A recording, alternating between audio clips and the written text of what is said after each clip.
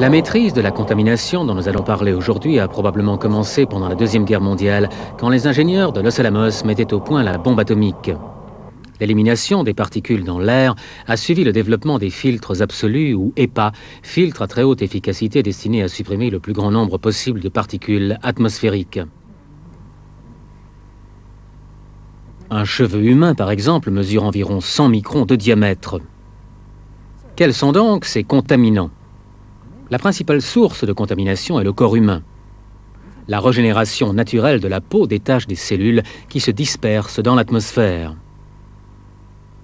Lorsqu'on examine la surface de la peau au microscope électronique, on s'aperçoit que le corps est visualisé par l'effet Schlieren sur cette image.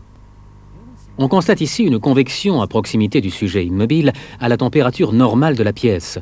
L'effet Schlieren met en évidence les filets d'air par des indices de réfraction différents dus au gradient de température entre le corps et l'air environnant. Nous pouvons voir ici les différences de température du corps sur cette thermographie infrarouge. La température moyenne du corps en surface est de 32 degrés centigrades. Restant calme et assis par exemple, 100 000 particules seulement seront émises chaque minute dans l'air ambiant.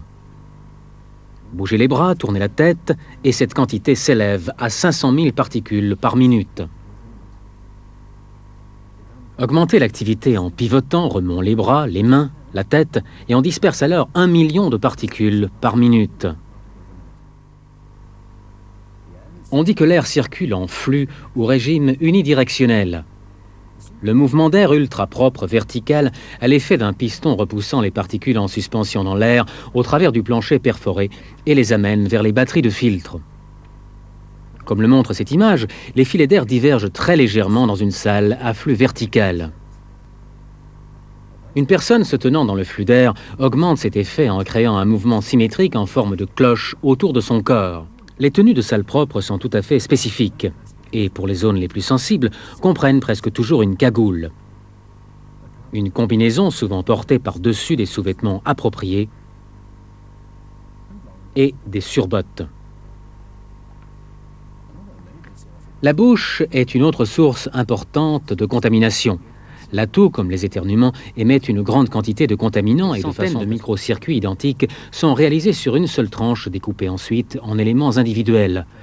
En cours de fabrication, une simple particule peut créer des dégâts considérables et faire chuter les rendements. Les particules sont cause de problèmes mécaniques, électriques ou chimiques, donnant naissance à des circuits défectueux.